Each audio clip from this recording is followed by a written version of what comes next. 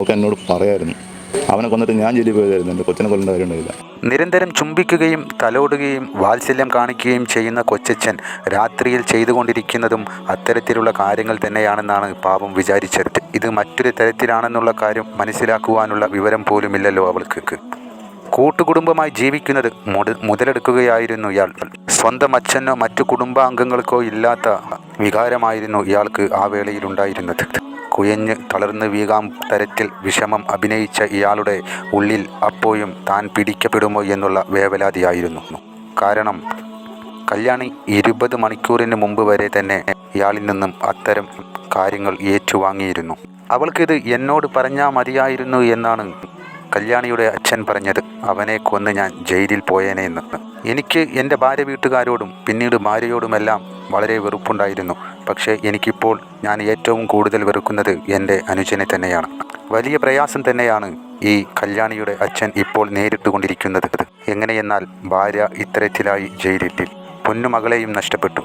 അതിനുശേഷം ഒരിക്കലും സഹിക്കാനും പൊറുക്കാനും കഴിയാത്ത വാർത്ത ഇയാളെ തേടിയെത്തിയതും പാവത്തിൻ്റെ ഹൃദയം തന്നെ തകർത്ത് കാണും. കല്യാണി എന്തുകൊണ്ട് ഈ കാര്യം ആരോടും പറഞ്ഞില്ല എന്നുള്ള വാക്കിന് ഒരു മറുപടി മാത്രമേ പറയാനുള്ളൂ. അത് മനസ്സിലാക്കുവാനുള്ള ബുദ്ധി വളർച്ച അവൾക്ക് വന്നിട്ടില്ല. ദൈനംദിനം ചെറിയച്ഛൻ ചെയ്തുകൊണ്ടിരിക്കുന്നത് എന്താണെന്ന് അവൾക്ക് മനസ്സിലായിട്ടില്ലായിരുന്നു. അതുകൊണ്ട് തന്നെയാണ് അത്തരത്തിൽ താൻ ചൂഷണം ചെയ്യപ്പെടുന്നു എന്നുള്ള കാര്യം കല്യാണിയുടെ ഒരു ഭാവത്തിൽ നിന്നും ആർക്കും തന്നെ മനസ്സിലാക്കാൻ കഴിയാത്തതും അവൾ അത് ആരോടും പറയാതിരുന്നതും. അച്ഛൻ്റെ പ്രതികരണം നമുക്ക് കേൾക്കാം.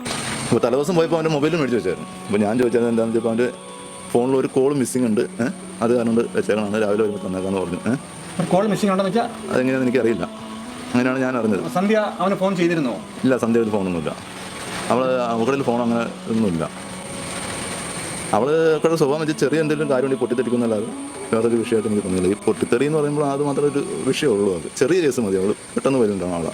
അവർ തമ്മിൽ ഇടപെടുന്നതായിട്ട് ലാസ്റ്റ് കണ്ടപ്പോഴാണ് അത് ഇപ്പോഴും കണ്ടുകൊണ്ടിരിക്കുകയാണുള്ളൂ. അവർ തമ്മിൽ യാതൊരു കുഴപ്പമില്ല. എൻ്റെ അനിയനെ എൻ്റെ കൊച്ചു വിളിക്കണം, സിംഗേന്ന് വിളിക്കും, എടാന്ന് വിളിക്കും, കൊച്ചിച്ചാന്ന് വിളിക്കും, പല രീതിയിൽ വിളിക്കും, സുധീ എന്ന് വിളിക്കും, പേര്. അവൾ അങ്ങനത്തെ ഒരു ക്യാരക്ടറാണ്. എന്നെ ഇടാന്ന് വിളിക്കാറുണ്ട്. അച്ഛന് 11 മണിക്കാണ് ഓപ്പറേഷൻ. ഞാൻ അവിടെ നിന്ന് രാത്രി ഒരു 8:30 ഞാൻ അവിടെ തിരിച്ച് പോകുന്നു. പോകുന്നത് എന്താ കാര്യം എന്ന് വെച്ച് കഴിഞ്ഞാൽ ഞാൻ തലേദിവസം ഉറങ്ങിയിട്ടുണ്ടെങ്കിൽ ഒരു കാര്യം ചെയ്തിട്ടുണ്ടായില്ല. പിന്നെ ഇവിടെ ആരുമില്ല. ആ കാരണം കൊണ്ടാണ് ഞാൻ വന്നത്. എല്ലാവരും അവിടെ തന്നെയായിരുന്നു. നമുക്ക് ഒരു കുറ്റബോധം തോന്നിയായിട്ട് തോന്നുന്നു. ഞാൻ ചെല്ലുമ്പോൾ ഞാൻ സ്റ്റേഷനിൽ ഇതെല്ലാം കഴിഞ്ഞാൽ സ്റ്റേഷനിൽ പിന്നെ ഒരു 3:15 കഴിഞ്ഞപ്പോഴത്തേക്കും ഞാൻ സ്റ്റേഷനിൽ മൊഴി കൊടുക്കാൻ ചെല്ലുമ്പോൾ അവൾ സുഖമായിട്ട് പറഞ്ഞു. ഇവരോട് എങ്ങനെ ദേഷ്യം? ഭാര്യയോടാണോ? എനിക്ക് ഭാര്യയോട് ഉണ്ടായിരുന്നതിനേക്കാൾ ദേഷ്യം ഭാര്യ വീട്ടുകാരോടുണ്ടായിരുന്നു. ഭാര്യയുടെ അമ്മയോടും ചേച്ചിയോടും ഉണ്ടായിരുന്നു. അത് കഴിഞ്ഞ് കഴിഞ്ഞിട്ട് ഭാര്യയോട് ദേഷ്യം ഉണ്ടായിരുന്നു. ഇപ്പം എനിക്ക് ദേഷ്യം ഈ പറഞ്ഞ എൻ്റെ അനിയനോട് തന്നെയാണ്. പക്ഷെ അങ്ങനെ എന്തെങ്കിലും ഒരു സംഭവം ഉണ്ടായിരുന്നെങ്കിൽ അവൾക്ക് എന്നോട് പറയായിരുന്നു. അവനെ കൊന്നിട്ട് ഞാൻ ജയിലിൽ പോയതായിരുന്നു, എൻ്റെ കൊച്ചിനെ കൊല്ലേണ്ട കാര്യം ഉണ്ടായില്ല. അതിനൊത്തിരി സ്നേഹം ഉണ്ടായിരുന്നു ചേട്ടനോട്? എല്ലാവരോടും നല്ല സ്നേഹമായിരുന്നു. ഒരിക്കലും അവനെ പ്രതീക്ഷിക്കാൻ പറ്റില്ല.